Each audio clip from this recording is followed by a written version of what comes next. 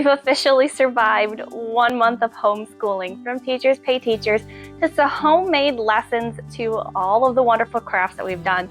Week 4 is a wrap, so come along with us as we share our journey.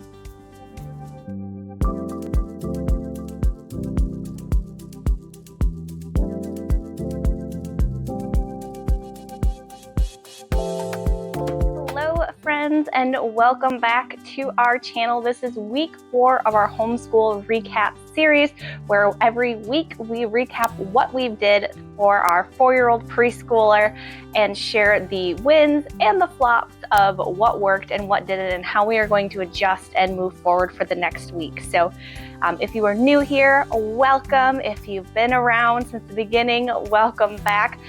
We're going to go ahead and we are going to dive in day by day for week 4, officially 1 month in of homeschooling. Real quick before we get started, I have to shout out Narrow Path & Co. over on Etsy. They are the incredible creators of this sweatshirt. I saw this on Etsy and I knew I had to have it. So it is Szolasi Academy Homeschool EST 2025. This is in the color Pepper. This is a high quality, super comfortable sweatshirt. Now I like mine very baggy and oversized, so I got a large, especially because with a growing belly from being pregnant, I wanted to make sure I had enough room to wear it as I grew, but also would still be comfortable for afterwards. But once again, this is just amazing quality. This is a sweatshirt that is built to last. I was so excited when I opened it up and saw it. They are an amazing company. Once again, that is Narrow Path & Co.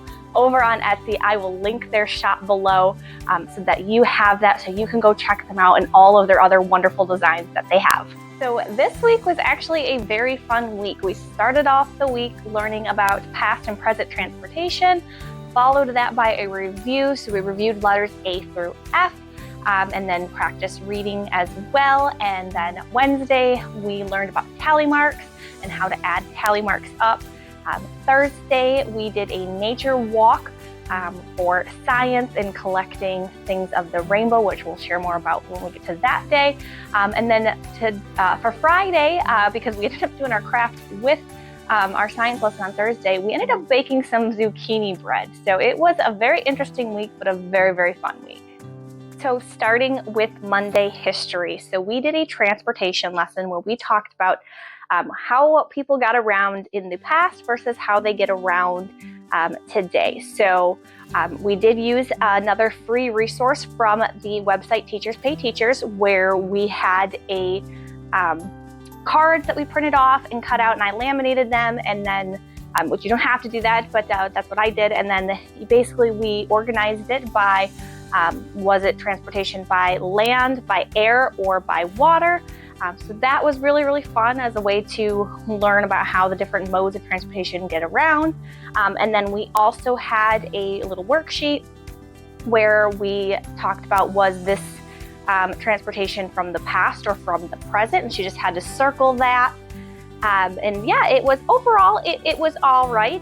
I wouldn't say it was her favorite lesson of the week, but there was, we got through it fairly quickly, and it was just kind of was what it was. I think next time I would definitely want to try to make it a little bit more interesting, a little bit more hands-on and in-depth, because I felt like at the end, maybe I didn't cover quite as much as I had wanted to, but overall it was a successful lesson. So Tuesday, which is usually our literacy days, we did a review. So I had her practicing, once again, writing the letters A through F, since that's what we've learned throughout the past month. So she practiced writing those letters. Then we worked on writing her name. We also worked on writing like colors and numbers. Now, when we got to numbers, she didn't really want to write her numbers. She did trace them. However, she didn't want to try to practice writing them on her own. So once again, it was just a very worksheet-filled day. And so I definitely just didn't have the time, or really couldn't think of how to incorporate more of a hands-on activity when you're just reviewing how to write and spell stuff. But you know what, we still did okay with it. And then she did read with the Hooked on Phonics app for about 20 minutes that day, and that's about as much as I've been able to get out of her in the last couple weeks. So I was at least happy that I was able to get her back into reading on Hooked on Phonics. So now Wednesday was math, and we learned about tally marks. So it's not something that we had talked about or shown her how to do before, but she caught on to it really, really quick. She actually really liked making the 5 tally marks. So as we were counting stuff, sometimes she would add an extra tally mark just so she could do that across. And then we took it a step further, where what we did was I would tell her, like, okay, now count them all up or add them all up. And we were supposed to have beads for it. So this was another thing that I had Googled, like, what are some good math lessons? Tally marks is what came up. So we used a lesson based on that. And I was supposed to do beads where we were going to count the different colored beads, but since I'd forgotten them for the other math assignment, I obviously didn't have them for this and then completely forgot. So we actually used her number blocks that she has that we have for another math activity later on, and we just used that, and that worked really well, and especially she loves number blocks, so that got her even more interested in it, and she ended up playing with them afterwards. But yeah, so math I think went very well, and she had fun learning about tally marks. So Thursday we did our nature walk. Now this is actually an activity that I put together on my own. So it was one of those things where when I was trying to figure out what would be good science lessons, I had a craft pop up where it was you took stuff from outside and created the rainbow with it. And I kind of took that craft and just really expanded upon it and created this huge, I don't want to say huge lesson, but created this lesson based upon it. And it's actually something that I do have currently for sale in our Etsy, so I'll link that down below as well. But it's basically, going for a walk, and I created all of the worksheets myself. So you go for a walk, you collect things of all the different rainbows while you're out, in the nature walking. Then you bring it home, you practice writing colors by tracing as well as by just writing on your own. So there's a tracing worksheet and then a blank worksheet. Then there's a spot to count and write in how many of each color that you found. Now I will say I may have to adjust that graph because I only went up to 7. But if your kid is anything like my daughter is, we collected way more than 7 of each color, I was not expecting that. So I may have to adjust that graph for the future, but so then you take the graph and you just color it in. No, we didn't do that because obviously most of our stuff was over 7, so I'm like, well, we're not even gonna have enough space for that, but that is a worksheet that is included.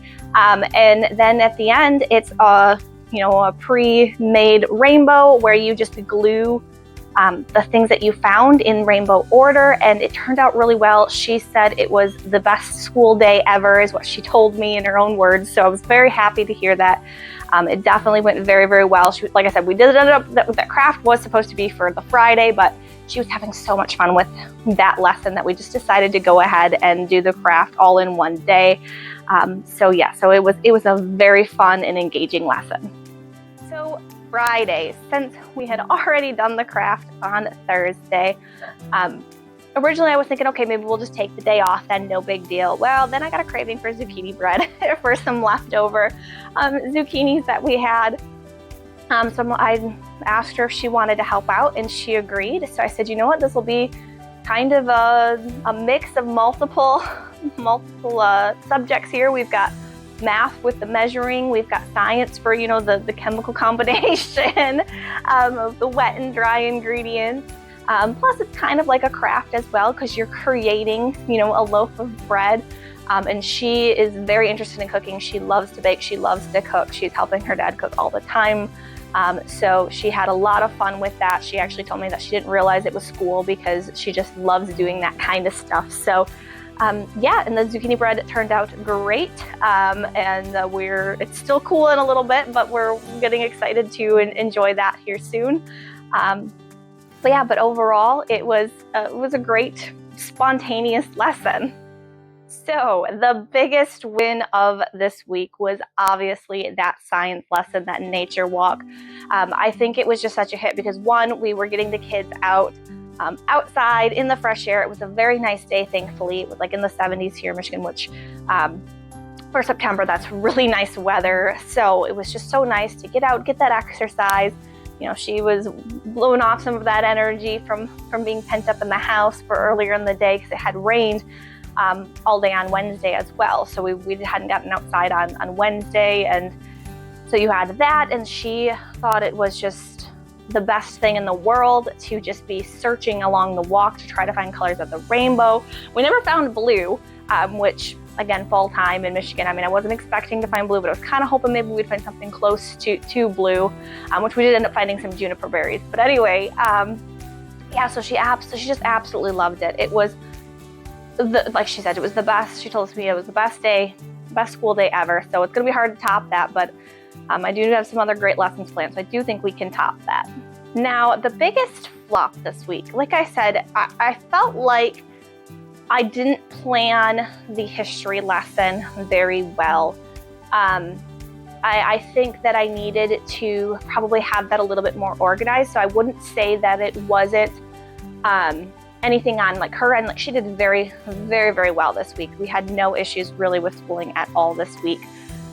There was, when we first got home from the walk, she didn't want to do some of the worksheets that went along with it. And we were like, no, you know what, go take some time, take a break from this, and we'll come back to it. So that was really the only issue we had. But I think it was just because she was so excited about, she just wanted to get straight to the craft. She didn't want to do the other parts of it. So there's just something to keep in mind on that. And maybe we should have been counting as we went along. I probably could have tied in the tally marks lesson in with that instead of having us just count and write the number, doing tally marks as we go along.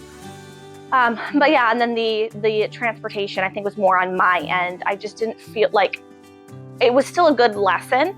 I just don't think I think I taught her about transportation. I don't know if I necessarily taught her past versus present transportation very well. So that's more on my end, I would say.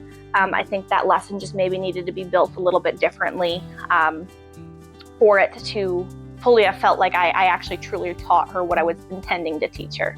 So next week, we are gonna look at Michigan state symbols, and we're gonna learn about all of the, like the state bird, the state reptile, that kind of thing. So I'm excited for that. We've got some coloring fun with that, so I think she will enjoy that lesson. We obviously continue on with the alphabet. We're gonna start back into G and H.